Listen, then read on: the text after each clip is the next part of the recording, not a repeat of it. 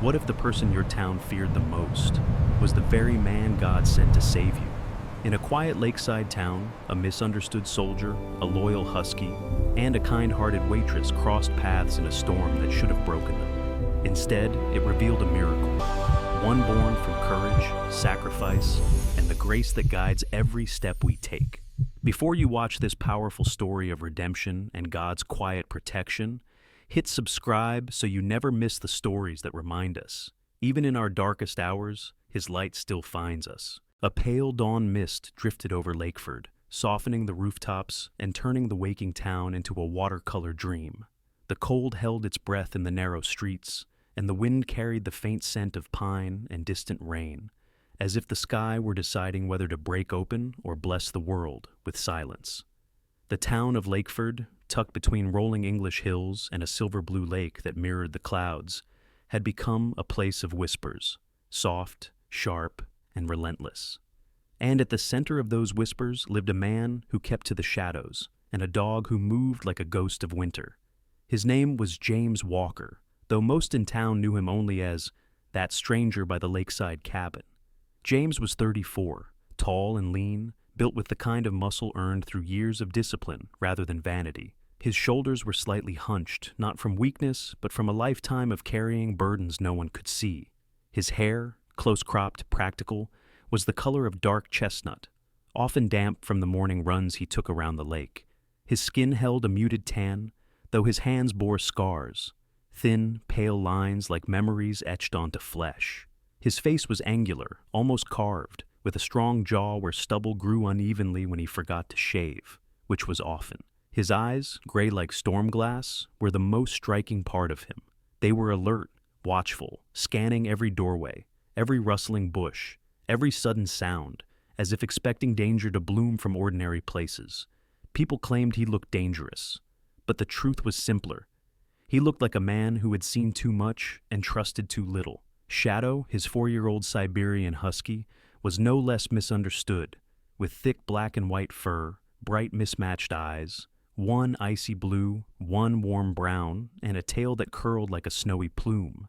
Shadow looked like a creature pulled from a winter myth. His gait was silent, confident, and purposeful. When he trotted beside James during their early morning runs, some townsfolk swore he resembled a wolf stalking prey. The missing patch of fur on his right flank, a healed injury from a past James never spoke about, only fueled the town's unease. But beneath the tough exterior, Shadow carried a fierce loyalty. To James, he was not simply a dog, he was a guardian, a reminder that even in darkness, something faithful could remain. Lakeford, however, did not see loyalty. They only saw teeth and silence. They whispered that the dog had a wild look, that his gaze lingered too long, that he might bite without warning. And because fear spreads faster than truth, the myth of the wild wolf dog grew. James heard the whispers, but never corrected them. The less people approached him, the safer he felt. Safety, for him, came from distance. Shadow felt his unease and mimicked it, keeping close to his master like a silent sentinel.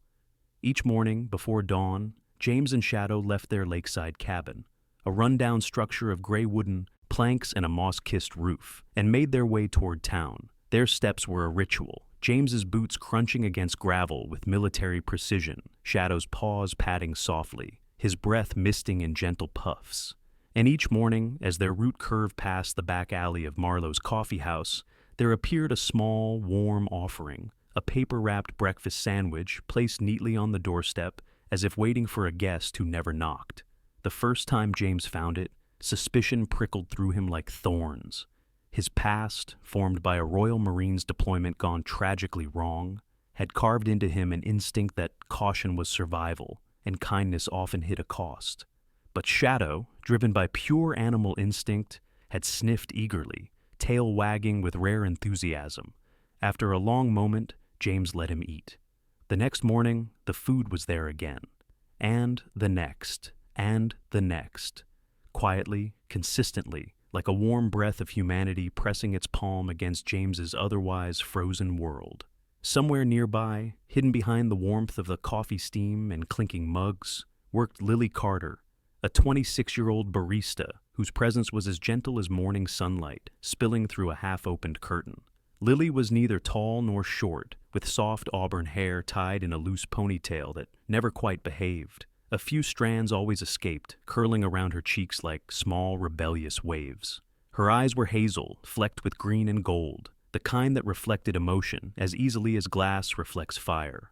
She had a habit of biting her lower lip when nervous, and her laughter, though rare these days, sounded like something fragile that hadn't yet learned it was allowed to be loud.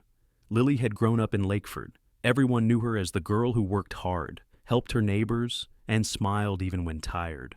But beneath the softness hid a quiet strength forged from years of caring for her ill mother and navigating life alone after her passing. She knew what loneliness felt like. She recognized it instantly in Shadow's eyes the first time she saw him standing in the alley, staring at the world as if it held no place for him. That was when she began leaving the food, not for charity, not for pity, but because she saw something pure beneath the dog's wary posture, something unbroken. In the early weeks, she thought the dog had no owner. Shadow always appeared alone, slipping through the fog, eating the food, and vanishing like a spirit.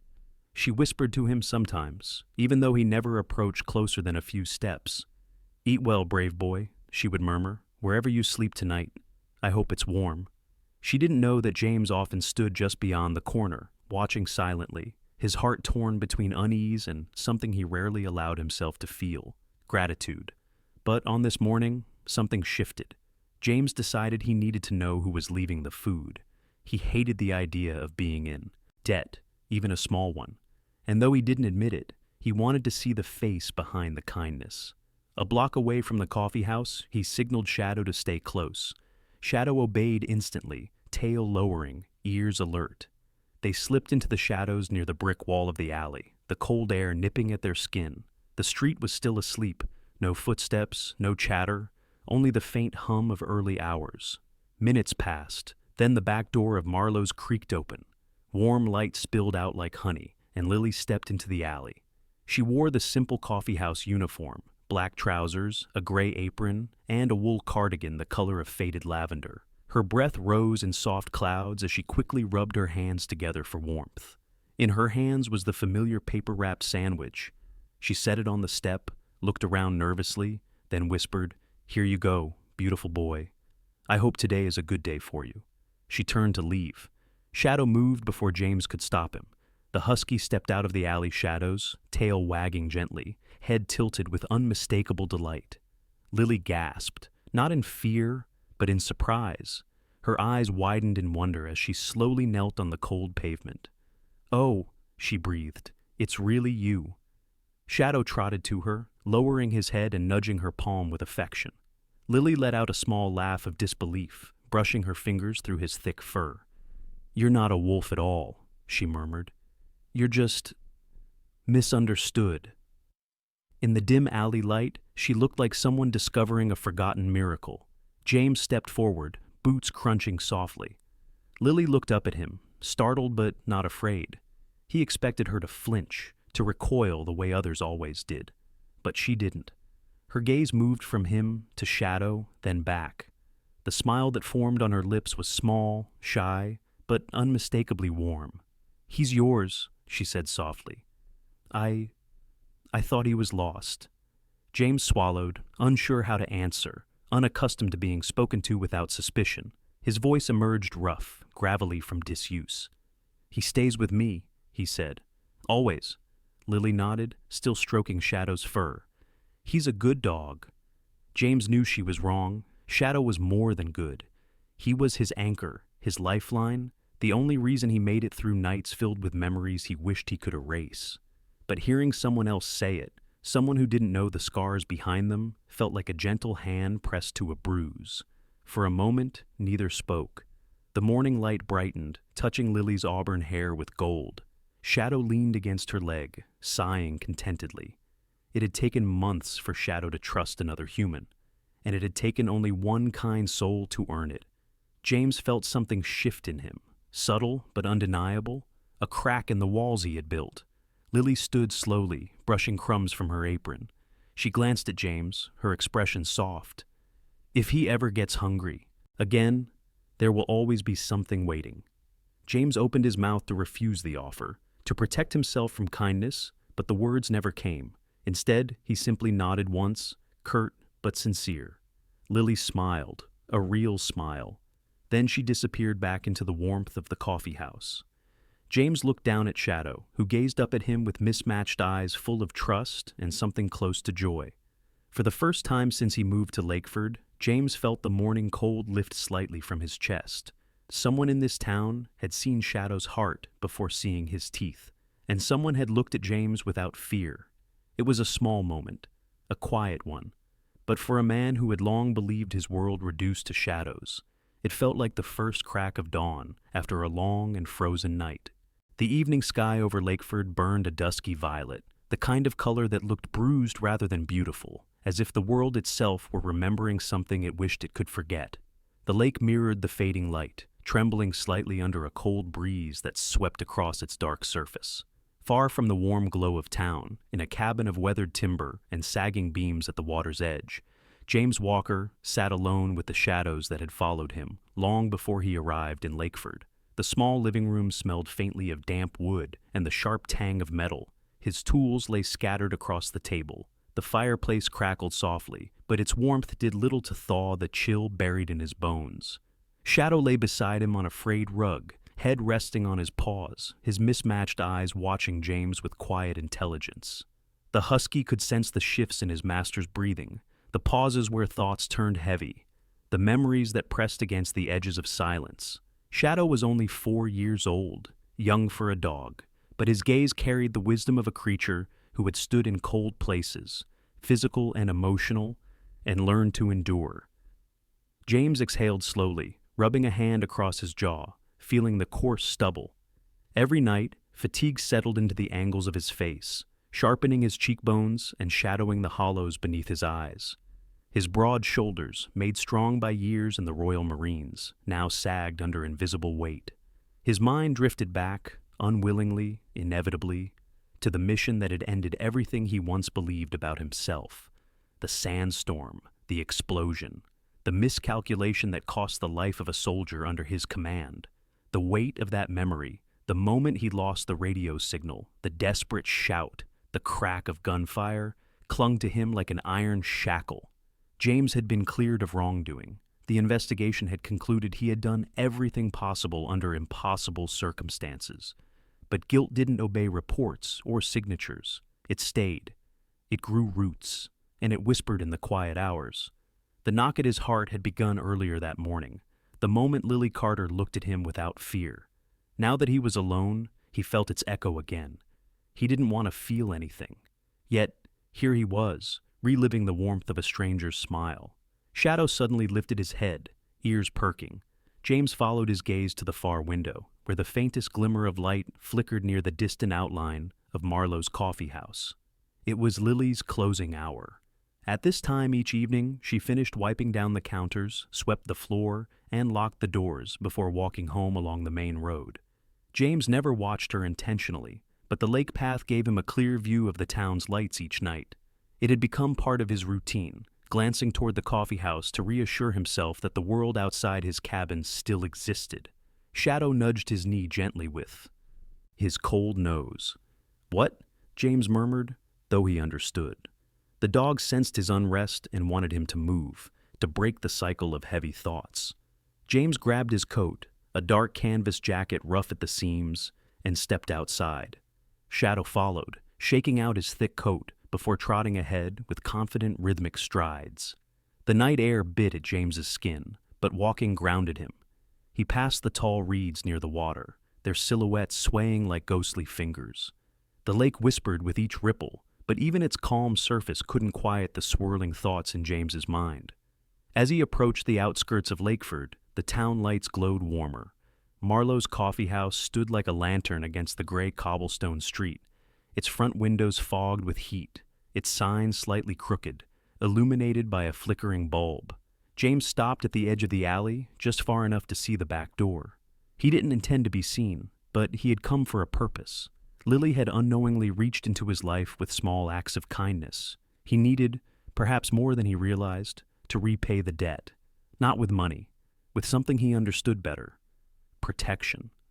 Shadow sat beside him, tail resting still, gaze steady and alert. "Stay," James whispered. Shadow obeyed instantly. James stepped into the alley. A cold, metallic smell drifted from an old hatch leading to a basement storage area. The back porch light flickered weakly, buzzing as moths struggled around it. James frowned at the sign above the door. Its wooden frame sagged from age and dampness.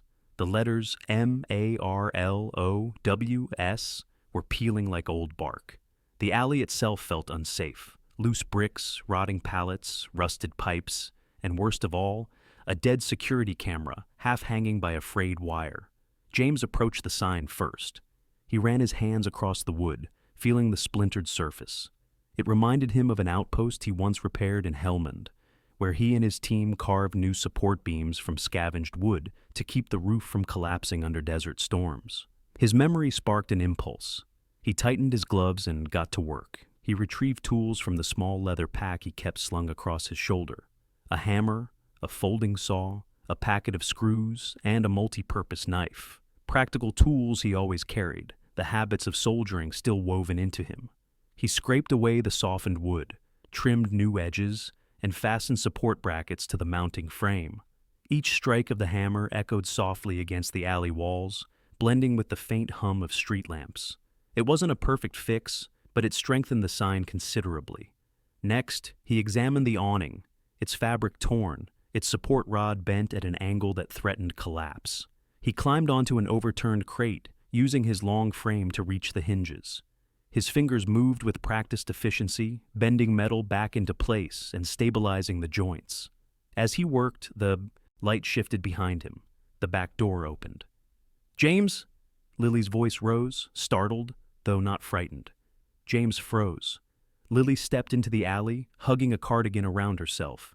She was still in her uniform, though now the apron was gone, replaced with a soft beige sweater that made her look even more gentle. Her auburn hair, previously tied up, now cascaded loosely over her shoulders, catching the faint glow of the streetlights.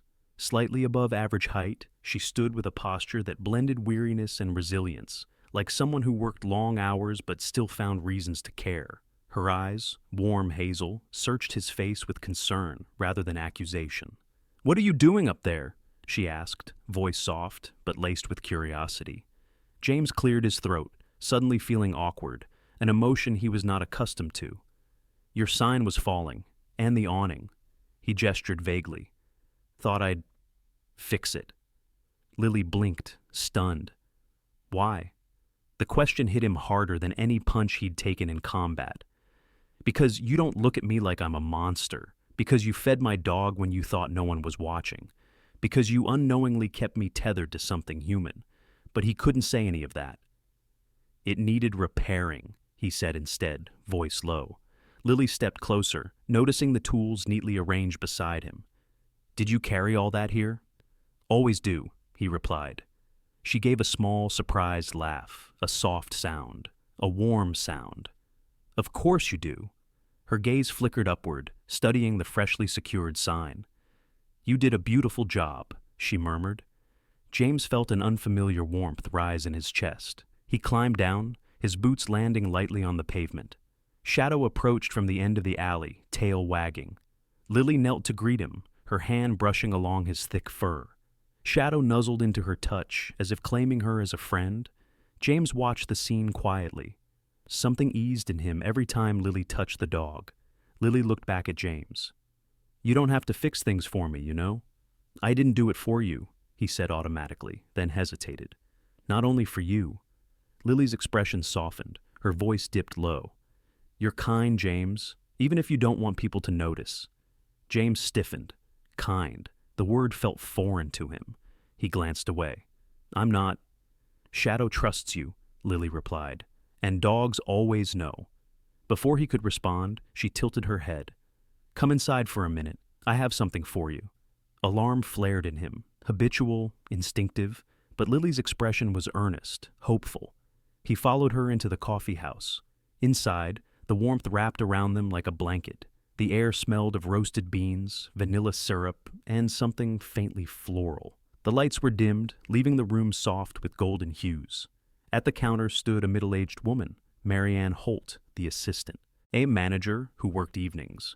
Marianne was tall with a sturdy build and deep brown skin that glowed under the soft lights. Her hair was a crown of silver curls, tied back into a messy bun. Her eyes were sharp, intelligent, and observant, the kind that missed nothing. She glanced at James with measured curiosity, but not fear. Marianne had once worked as a nurse and carried an aura of calm competence that made her presence subtly reassuring. Lily whispered something to her, and Marianne nodded before returning to her paperwork. From behind the counter, Lily pulled out a wrapped paper bag and handed it to James. "Dinner," she said. "It's late, and you look like you haven't eaten since morning." James stared at the bag as if it were a puzzle. "I can't—" "It's not charity," Lily interrupted gently. "It's gratitude, for the sign, for the awning." Her gaze flicked to Shadow. "And for taking care of him." James's resistance faltered. He accepted the bag slowly. "Thank you," he said. 2 simple words, but they cost him something to release, and gave him something in return. Lily smiled. "Good night, James." Shadow brushed his head against Lily's leg before following James out the door. As they walked back along the lakeside path, James felt something shift inside him, a thread pulling taut between him and the town he thought he'd never belonged to, a thread with Lily's name woven into it. When he reached his cabin, he placed the food on the table but couldn't bring himself to eat right away. Instead, he stepped outside again, breathing in the crisp night air. Shadow sat beside him, leaning gently against his leg. The repaired sign, the brief warmth of conversation, Shadow's trust in Lily. These small things formed a constellation of moments that glimmered faintly against the darkness inside him. For years, he had lived like a ghost inhabiting a silent cabin. But tonight, for the first time in a long time, something felt different. He felt seen, not as the man he feared he had become, but as someone still capable of good. And in that fragile realization, a healing he had never dared to hope for began its slow, quiet work. By the time he stepped back inside, he knew one thing with painful clarity. Lily's kindness was beginning to thaw scars no one else could see. A violent wind crashed against the rooftops of Lakeford as the storm rolled in, swallowing the town beneath a cloak of roaring black clouds and icy sheets of rain. By sundown, thunder rattled the chimneys and lightning carved jagged scars across the sky. The lake churned like a living thing, restless, heaving, impatient. And with one final tremble in the wires overhead, the entire town fell into suffocating darkness. Marlowe's coffee house became a lonely island of dim lantern light in a sea of shadow. Inside, Lily Carter wiped the counter with trembling fingers. She had stayed late to close up, unaware the storm would escalate into a monstrous thing that bullied every window pane and howled through the gaps in brick and wood. Her breath curled in the cold air. The power outage had killed the heating. She tried calling her neighbor, but both signal and Wi-Fi were dead. Tonight, she was alone, or so she thought. Outside, the rain swept the cobblestones into a river of silver, blurring reflections of street signs and broken lampposts. Somewhere, a bottle shattered, punctured by a loud, drunken laugh swallowed by the wind.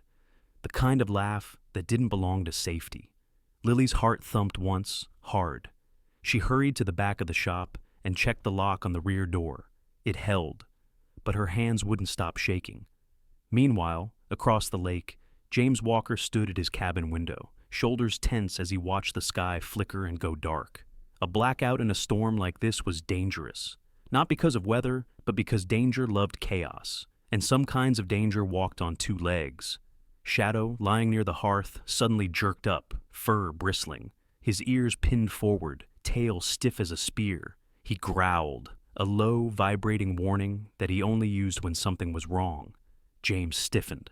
"What is it?" The dog paced to the door, scratched once, then looked back with urgency burning in his mismatched eyes. A cold weight tightened in James's chest. The only place Shadow cared about besides the cabin was the coffee house. "Show me," James said.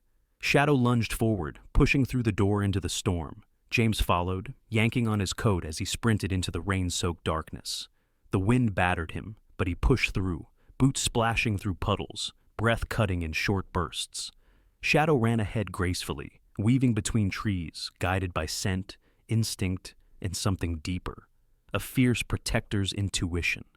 In Lakeford, the storm masked the approach of three figures stumbling toward the back of Marlowe's coffee house. Their silhouettes swayed in the downpour, jackets soaked, boots slipping on wet pavement. They weren't strangers to trouble. Lakeford knew their names well. Tyler Hargreaves, 19, led the group. Tall, broad-shouldered, but softened with indulgence, Tyler had the chiseled jaw of someone who had never been denied anything. His blonde hair, now plastered to his skull, framed a face usually handsome but currently twisted with the boldness that came from cheap liquor and arrogance. His father owned half of the lakeside cottages, and Tyler grew up believing the world belonged to him. He carried a bitterness beneath his swagger, a resentment for being ordinary despite privilege, resentment that made him hunt for control in the weakest places. Behind him staggered Dean Fletcher, 20, wiry and twitchy, with sharp cheekbones and restless brown eyes that darted like startled insects. Dean's short, uneven haircut stuck to his forehead, and his oversized denim jacket looked stolen or borrowed. He laughed too loud, too eagerly, desperate to impress Tyler because approval from powerful people made him feel less invisible.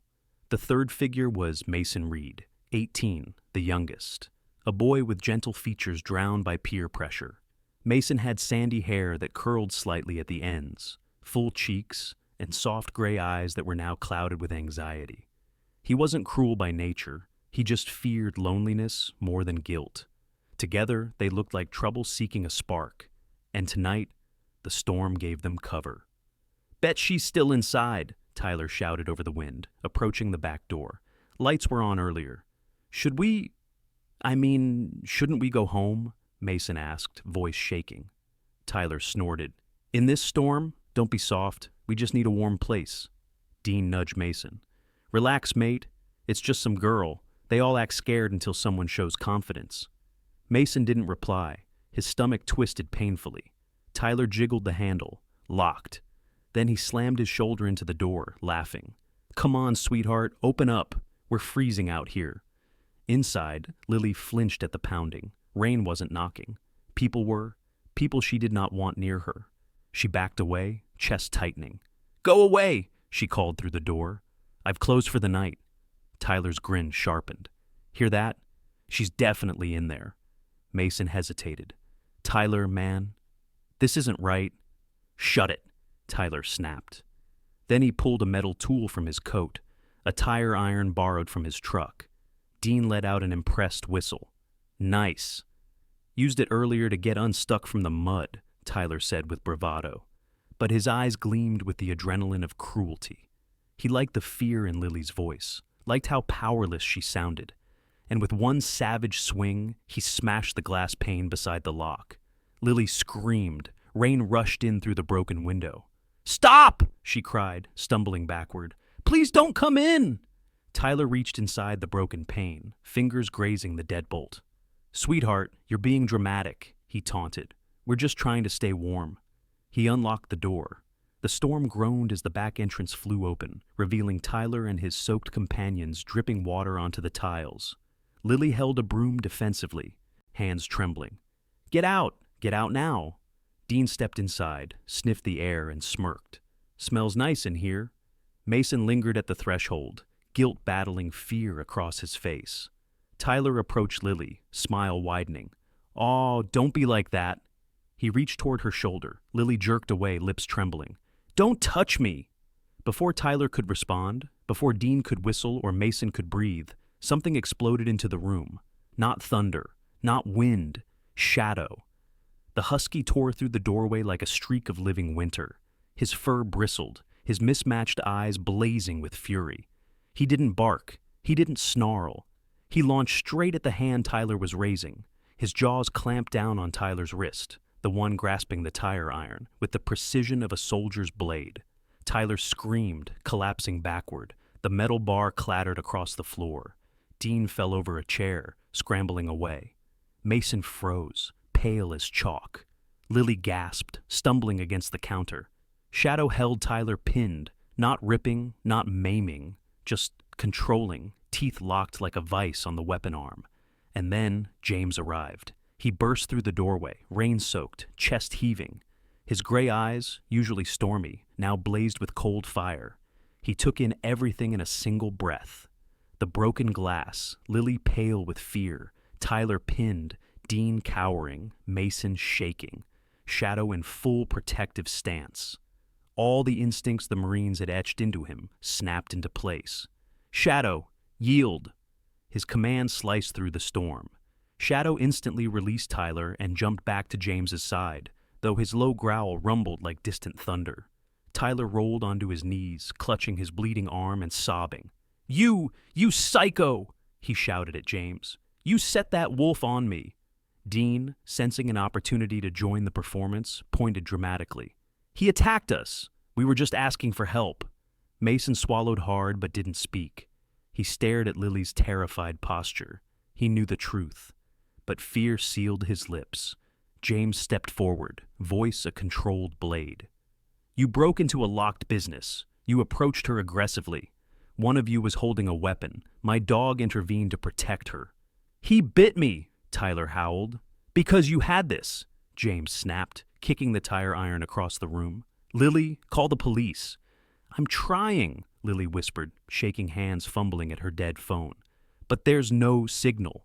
Tyler's expression twisted viciously. Then we'll tell them exactly what happened. A dangerous stray and his lunatic owner attacked us. Everyone knows you're unhinged, Walker. Rain pounded outside. Sirens began to wail in the distance. Someone, maybe a neighbor, must have seen the commotion or heard the glass break. Dean smirked. You're done. Both of you. James ignored them. He moved to Lily. Are you hurt? She shook her head.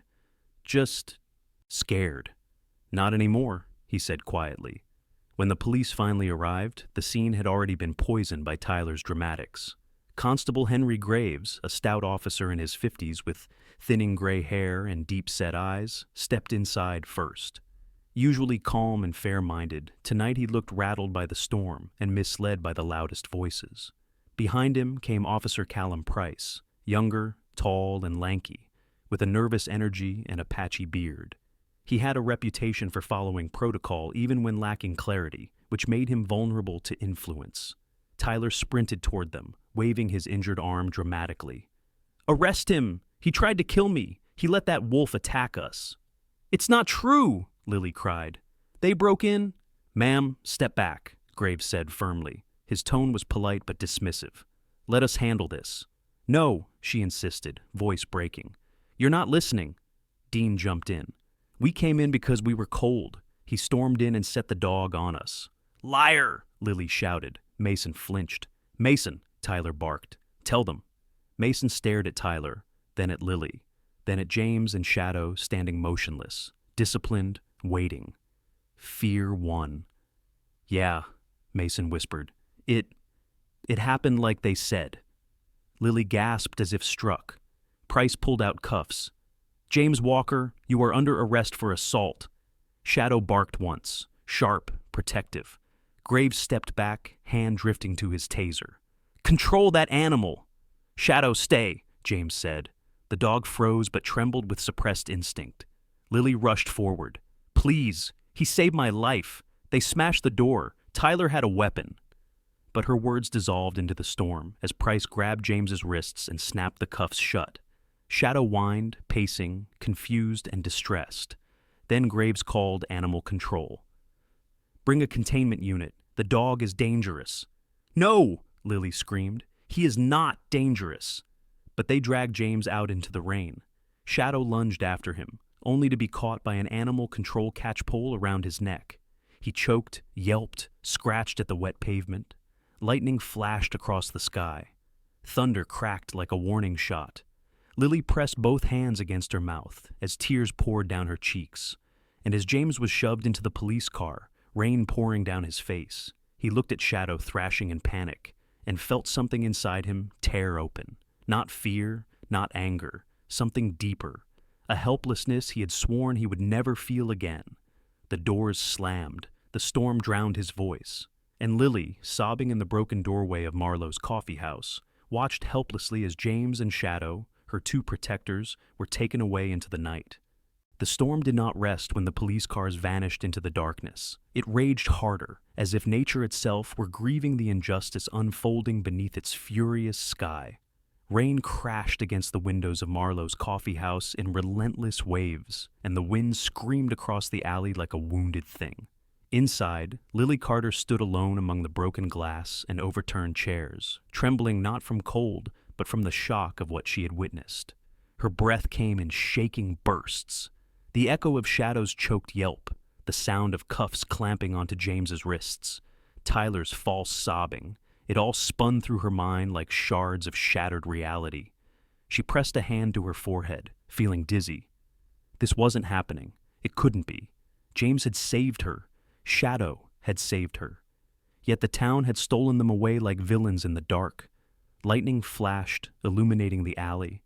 And in that white-hot instant, Lily remembered something. Something small but vital, like a spark in a collapsing world. The camera, the one James had repaired quietly, almost shyly. The camera high under the eaves at the back of the shop. She gasped. Oh God! It saw everything. Her knees wobbled with sudden hope. Hope sharp enough to hurt. The storm might try to bury the truth, but the truth was still there. It had been watching. She ran to the front door and locked it, then sprinted through the café until she burst into the small office where Mrs. Eleanor Marlowe, the owner of the shop, was gathering her coat and purse. Mrs. Marlowe was in her early 60s, tall and thin with a graceful dignity. Her hair, silver and swept back in a careful bun, framed a face lined not by time alone, but by a lifetime of running a struggling business, raising 2 children alone, and surviving a husband lost to illness. Her eyes, a clear blue, were sharp as winter glass and carried a stern but warm intelligence behind them. She was a woman who rarely raised her voice, but when she did, the entire kitchen staff froze. Tonight, fear shadowed those calm eyes. "Lily," she said, startled at the girl's wild expression. "What happened?" "The storm knocked out the lights. Then I heard screaming. 'They took James!' Lily cried. 'They took Shadow. They think everyone thinks. They attacked those boys.'" Mrs. Marlowe inhaled sharply, covering her mouth. "But that's not true." "I know," Lily said, gripping the woman's sleeves. "We need proof, and we have it. The camera, the one James fixed last week." Mrs. Marlowe blinked. "The one outside?" "Yes, it must have recorded everything." The older woman straightened, resolve sharpening her features. "Then we're retrieving it, now." Lily nodded fiercely. Fear clawed at her chest, but determination burned hotter. They grabbed 2 raincoats, 2 lanterns, a stepladder from the supply closet, and headed toward the back door. The alley behind the cafe was a chaotic mess. Shards of glass, muddy footprints, and wind-swirled debris. The eaves creaked above them as the storm hammered the building with claws of ice and wind. Thunder boomed so loudly Lily felt it in her bones. "Let's get this over with," Mrs. Marlowe said, though her voice trembled beneath her calm exterior. Lily set the ladder beneath the camera. It swayed dangerously on the wet bricks. "I'll hold it," Mrs. Marlowe said, planting her boots into the puddles and gripping the sides with surprising strength. Lily climbed, each step slippery, each gust threatening to throw her off. Her hair slapped against her face, soaked by the swirling rain. The camera sat in its small metal housing, red light dead, but memory alive. She reached for the casing, her fingers numb from cold. It didn't budge. She gritted her teeth, trying again, twisting, pulling, when suddenly the ladder lurched. She gasped and clutched for balance. Mrs. Marlowe held fast. "Focus, dear! I've got you!" Lily sucked in a breath and steadied herself. She reached into her pocket and pulled out a coin, a simple copper penny, which she used to twist the tiny screws worn by years of neglect. One came loose, then another. The rain blinded her. Her fingers slipped, but then, click. The casing opened. Inside sat the small, unassuming SD card, a little sliver of plastic and metal, a little sliver of truth capable of saving 2 lives. Lily grabbed it like a treasure. "Got it! Then get down before you blow away," Mrs. Marlowe said. Lily climbed down, legs shaking with adrenaline. She held the SD card as if it were a heartbeat. "We have to take this to the town meeting," Lily said. "Right now." Mrs. Marlowe nodded. "I'll start the generator. Go load it on the office computer."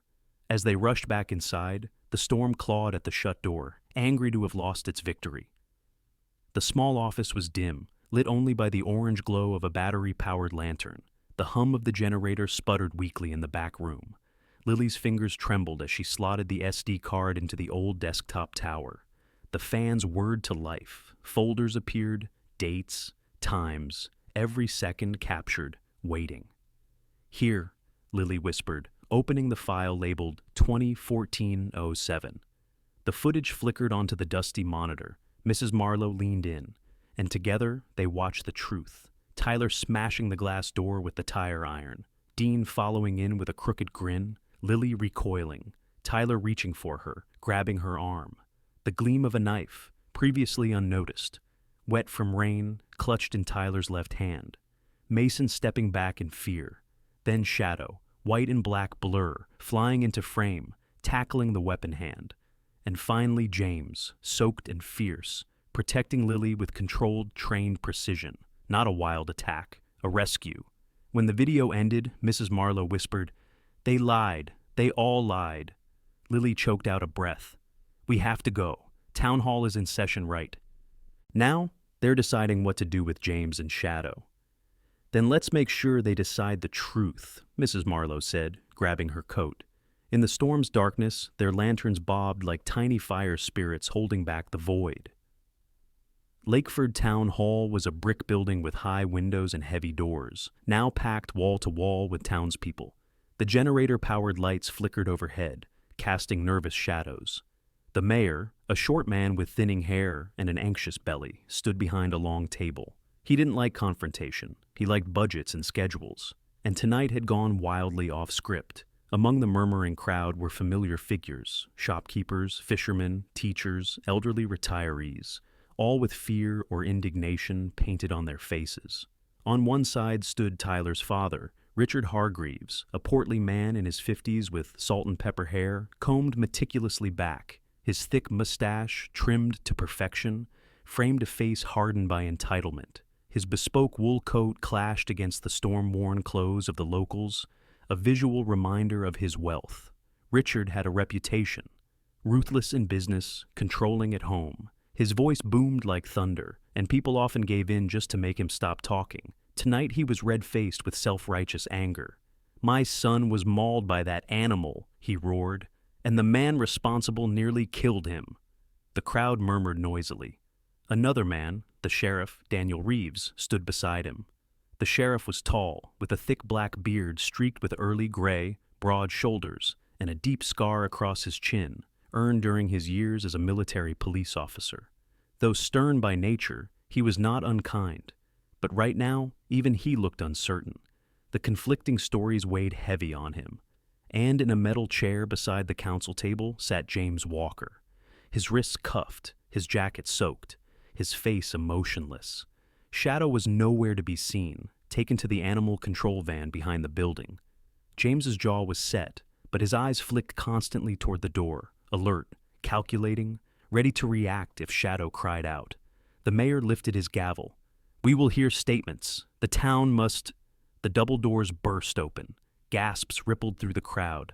Lily Carter stood soaked, panting, hair plastered to her cheeks, lantern dangling from her fingers. Behind her, Mrs. Marlowe followed, equally drenched but composed like a storm-seasoned captain. The mayor blinked. "Miss Carter?" "You're all wrong," Lily said, voice trembling, but loud enough to reach every corner of the hall. "James didn't attack anyone. Shadow didn't attack anyone. They saved me." Tyler shouted, "She's lying!" "Quiet," the sheriff barked. Lily walked forward, holding the SD card like a burning truth in her palm. "I have the footage," she said. The security camera James repaired caught everything. A hush fell over Lakeford. Even Richard Hargreaves blanched. The mayor swallowed. "Show it." Mrs. Marlowe placed the laptop on the council table and connected it to the projector. The old machine sputtered, hissed, then cast the footage onto the giant screen. Silence choked the room. They watched Tyler smash the window. They watched the glint of the knife. They watched Lily pinned against the wall. They watched Shadow attack only the armed hand, clean, controlled, purposeful.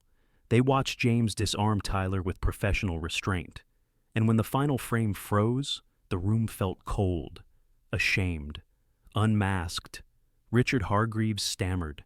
That video, it's evidence, Sheriff Reeves said quietly, and it speaks clearly. He approached the projector, arms crossed, and addressed the mayor. Release Walker, release the dog. The mayor nodded, pale. Charges dropped. James exhaled, the faintest flicker of relief passing across his stony face. Shadow's bark echoed faintly from outside, as if he somehow knew. Lily looked at James, her eyes shining, her breath shaking with relief.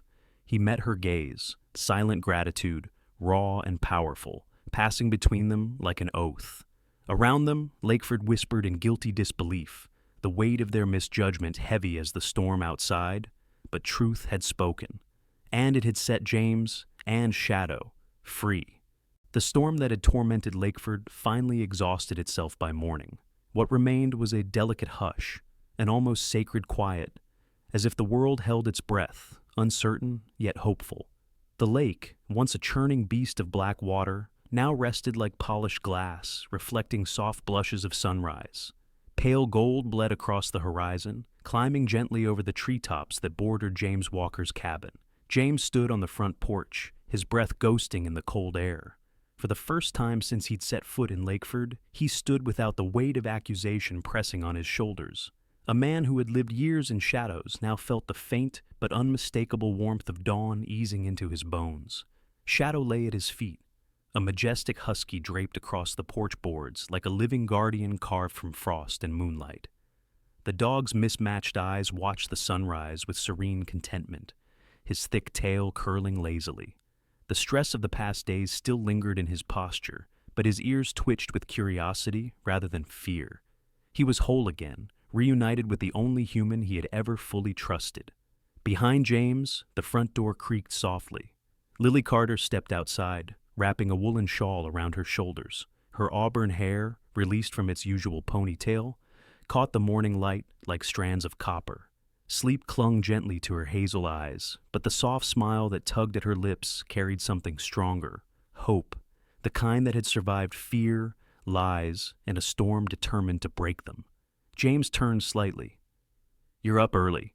She moved beside him, her presence warm despite the cold morning. "Couldn't sleep, too much on my mind." He nodded. They stood together in silence, listening to the quiet lapping of the lake. Shadow shifted and placed his head over James's boot, sighing deeply. Lily reached down to stroke the dog's fur. "He looks peaceful." "He is," James murmured. "First time in a long while."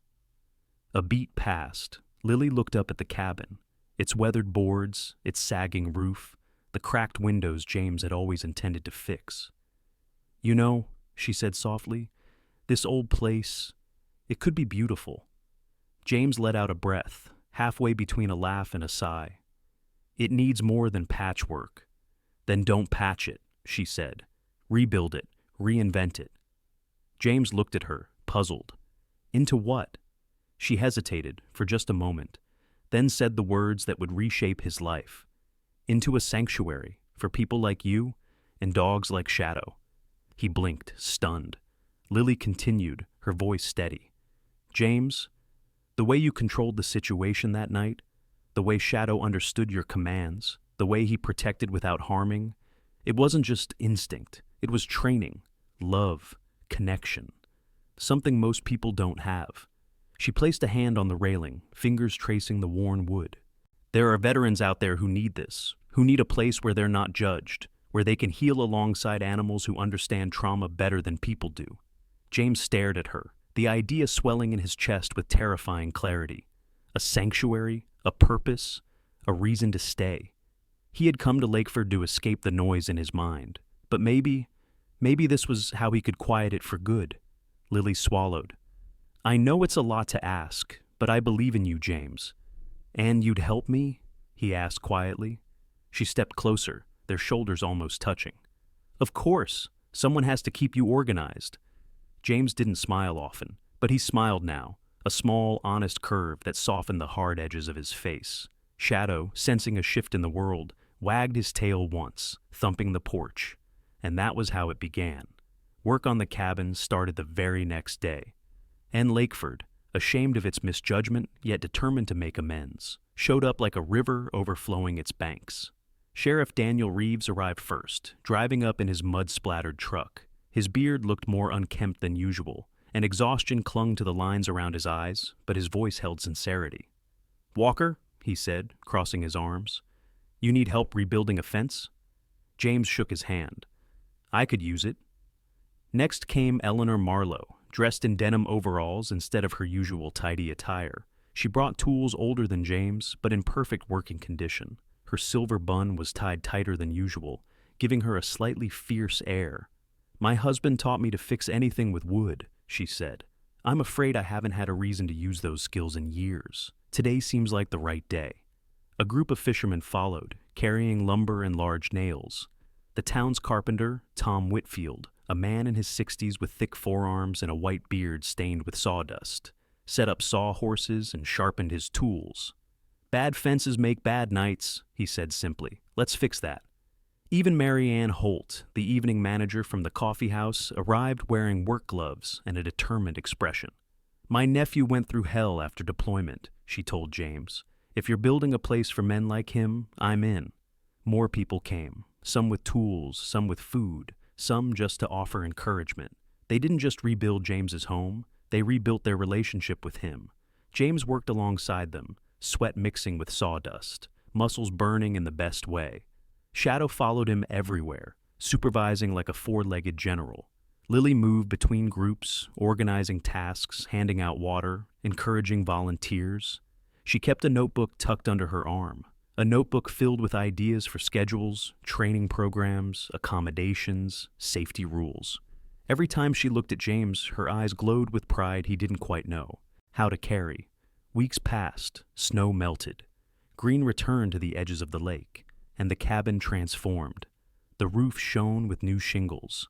The porch had widened into a welcoming deck with sturdy railings.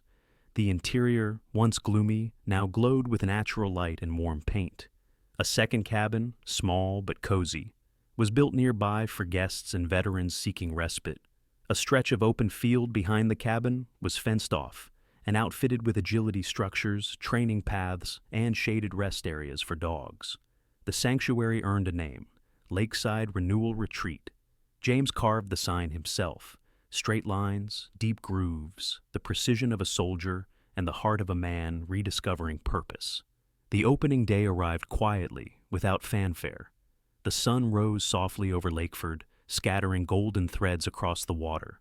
Birds darted across the sky, their songs weaving into the morning air. James stepped onto the porch, Shadow trotting beside him. He watched as the first group of visitors approached, a handful of veterans from nearby towns. They walked with hesitant steps, shoulders hunched, eyes scanning their environment, with the same hypervigilance he once carried like a second skin. Among them was Samuel Drake, a former Army medic in his early 40s. Samuel had tightly curled black hair, cropped short, and a scar running from his left brow to his cheek, earned during a vehicle blast in Syria. His brown eyes were soft but haunted, carrying the exhaustion of a man who had spent years healing others, but never himself. He stood with a subtle limp from a fractured hip that never healed properly. Beside him walked Will Harris, a retired paratrooper in his 50s with a thick salt and pepper beard and arms tattooed with regimental insignias. Will's gruff exterior masked a gentle heart, still bruised by the loss of his closest friend during deployment. He carried himself like a man waiting for judgment, shoulders slightly bowed. James welcomed them with a firm handshake and quiet respect. Shadow, recognizing pain in others like his own, nudged Samuel gently and sat beside Will until the man's rigid posture eased. Lily stood nearby, managing paperwork and offering warm tea, her smile reaching the wounded corners of each visitor's soul. As the veterans explored the training field, James felt a profound shift in the air, the beginning of something good, something needed, something that mattered. He stepped toward Lily. She looked up at him, tucking a loose strand of hair behind her ear. "You did this," she said softly. "We did this," James corrected. Shadow woofed once, as if reminding them both of his contribution. They laughed, the sound blending with the morning breeze. And as the sun climbed higher above Lakeford, casting light across the sanctuary, James realized something deep within him had finally settled. A piece of his soul, long fractured, had been gently guided back into place. He wasn't drifting anymore. He wasn't running from ghosts. He had a home, a purpose, a community that believed in him, and a woman standing right beside him, whose presence had become the steady rhythm his heart had been missing. James looked at Lily, her face glowing in the sunrise, her eyes reflecting the lake's quiet strength. "Thank you," he murmured. "For what?" she asked. "For finding me." Lily stepped closer. "You weren't lost, James, just waiting." James took her hand, rough, calloused fingers curling around her smaller, warm ones. Shadow curled against their legs, tail brushing the wood boards. The lake shimmered with morning gold. The sanctuary breathed with new life. And as the wind carried the scent of pine and renewal, James Walker finally understood. He had found his dawn. He had found his home. He had found his heart. In the quiet dawn over Lakeford, as James, Lily, and Shadow stood together, the world seemed to whisper a truth older than the mountains themselves. Miracles rarely arrive with thunder. They come softly through kindness, courage, and the people God places in our path. Sometimes the miracle is a stranger who saves us. Sometimes it is a dog who refuses to leave our side. And sometimes it is the simple grace of a new morning reminding us that no matter how lost we feel, God still knows the way home. May this story remind you that healing is real, love is real, and the Lord still works through broken people to build beautiful things. In your everyday life, through storms, loneliness, or doubt, may you find the quiet miracles waiting at your doorstep, sent by His gentle hand. If this story touched your heart, please share it with someone who needs hope today. Don't forget to comment, like, and subscribe so more souls can hear messages of faith, courage, and God's healing grace.